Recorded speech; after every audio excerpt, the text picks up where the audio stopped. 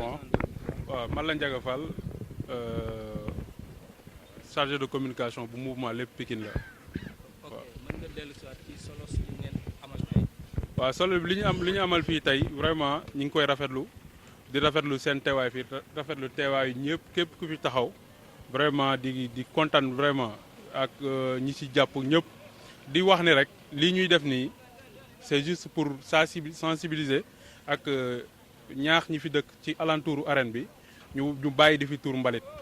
aussi espace bi ku ko gis xam ni yaatu na war na mën a def leneen lu dul ay tuur ay mbalit xam nga non seulement loolu mais suñu bien-être la ñun ñi fi dëkk ñëpp ci côté alentour arène bi te lii ku ko gis xam ne lii ñaaw na lii munu nan la ko nit mën a seetaanee sax yannu sa mbalit ñëw ba ci ginnaaw arène bi fii di ko fi tuur gis ngeen borom charrette yi aussi def nañ ko seen je sais pas xaw ma garage laa ko mën a wax xaw ma ñu ñëw fii di fi gaare di fi tuur ñoom tamit dañoo ci ñu impliqué ci lañ bokk ñëw fii di fi gaare seen fas indaale ñu leen di fay ay 200 ñu fiy tuur ay mbalit loolu vraiment mouvement mi ngi koy naqarlu trop waaw ñu ngi koy naqarlu trop. moo tax tey ngeen ñëw pour jëlee mbalit mi. waaw moo tax tey ñu ñëw pour dindi mbalit non seulement loolu parce que gouvernement bi ñu ngi lancé vraiment appel au vraiment que zéro déchet Sénégal zéro déchet mais donc ñun pourquoi pas Pikine zéro déchet donc ci loolu la ñuy nekk di yëngu vraiment pour sensibiliser riverains yi nekk ci côté stade bi yëpp pour ñu mën a vraiment bañ a jël seen mbalit di ko yóbbu ba ci oto mbalit bi ku ci nekk jël conscience que ni boo ko tuuree fii say doom ñoo fi foo gis ngeen xale yi fi la ñuy fubalee donc loolu dafa vraiment lu ñaaw la. da ngeen koy yemal Pikine kese fi nga xam ne mooy alentour arène bi kese wala da ngeen koy def Pikine fépp. non Pikine fépp la parce que mouvement mi ngi tudd Lépp Pikine la donc Pikine yëpp impliqué nañu ci donc fépp fu ñu gis ci mbalit ci Pikine ñu war ko mën a dindi dinañ dajaloo ñun ñëpp ak yeneen mouvement yi ñu àndal ànd ak ñoom ak autorités yi nekk communales yi dem dindi mbalit boobu yëpp. waaw loolu moom c'est important parce que gis nga loolu moo lay wan implication wu riverains yi dafa des te ñoom ñoo fiy tuur mbalit gis nga te kër yëpp lañ dugg porte à porte kër yi nekk autour aux alentours yëpp ñëpp woo nañ leen mais gis nga li fi nekk mouvement bi kese moo fi nekk ay quelques personnes yoo xam ne voilà ay bonne volonté ay sunu ay papa sunu ay mag sunu ay rak xale yi sax yi fi fooyee ñoom ñëpp ñoo nañ jàpp si donc xam nga loolu image boobu rafetul donc vraiment lu ñuy déplorer la. suivi bi naka lay demee. waaw suivi bi ni muy demee mooy impliqué nañu commissariat de police bu Pikine après moom dina def suivi bi yëpp bis bu ñu dindee fii lépp ba mu set ba nettoyé ko ba def ci li ci war yëpp moom dina ñëw di fi indi ay éléments ñuy def suivi bi. voilà moom laay wax parce que am na yoo xam ni xam nga lii comme ñun li ñuy def nii lii mooy déchet. est-ce que comprendre bokkul ak côté trottoir di nekk ay suuf foofu ñu koy dindi loolu pour man ay tappale la quoi liggéey bi dëgg mooy fu am mbalit comme nii lu naqaree dindi gis ngeen ko seen bët lii mooy liggéey mais pas ay suuf yu nekk ci côté trottoir parce que loolu rôle commune bi la rôle maire bi la moo ko seetaan ba mu egg foofu donc ñun li ñuy wax mooy sensibiliser nit ñi ba tey ku yor sa kaasu café boo ko naanee ba pare nga mën koo téye ba gis poubelle parce que loolu aussi dañ ciy interpeller autorité communale yi ak état bi ndax nit je pense que bu doxee benn 5 wala 10 mètres bu gisee poubelle dina fa mën a sànni li mu fay sànni les responsabilités sont partagées pour man. il faut ñu am ay poubelles aussi pour aider les gens pour ñu mën a sànni seen ay déchets. waaw parce que ku mel ni maire Timbo woo nañu jox nañu ay quelques matériels logistiques donc loolu lu ñuy rafetlu la mais lu ñu gënaloon ñun mooy matériel logistique bi mu nekk lu conséquent. xam nga fii am na yeneen ay autorités comme grand bi ma taxawal grand Bara koo xam ne la c'est un responsable politique ci commune bi fii donc am na ñu fi ñëw ñi fi nekk.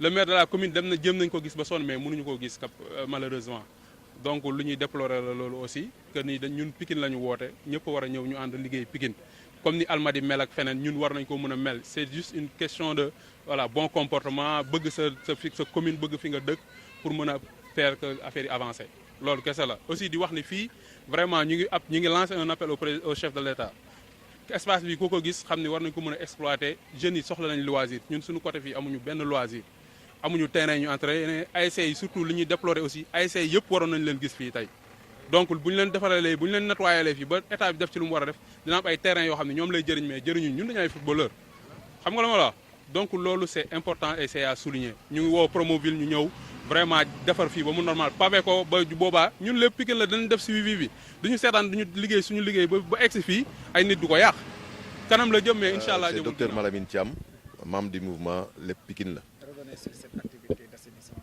Alors, cette activité d'assainissement a pour objet quand même d'améliorer le cadre de vie de notre cité. On n'a fait que prendre la balle au rebond suite aux directives du chef de l'État qui a décrété l'opération zéro déchet sur l'étendue du territoire national.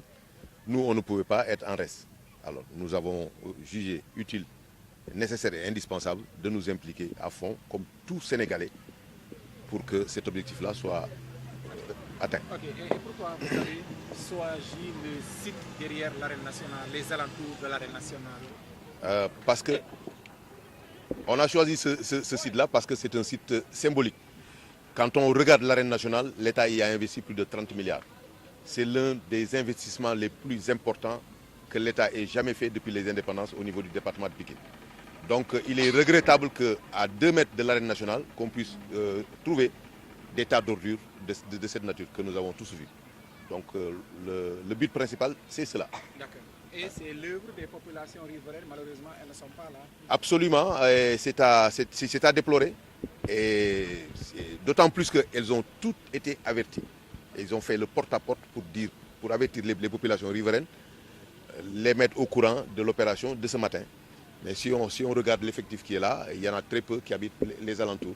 Nous, on habite à très longtemps d'ici, loin d'ici. Et on est venu quand même parce qu'on se sent concerné et impliqué. D'aménager.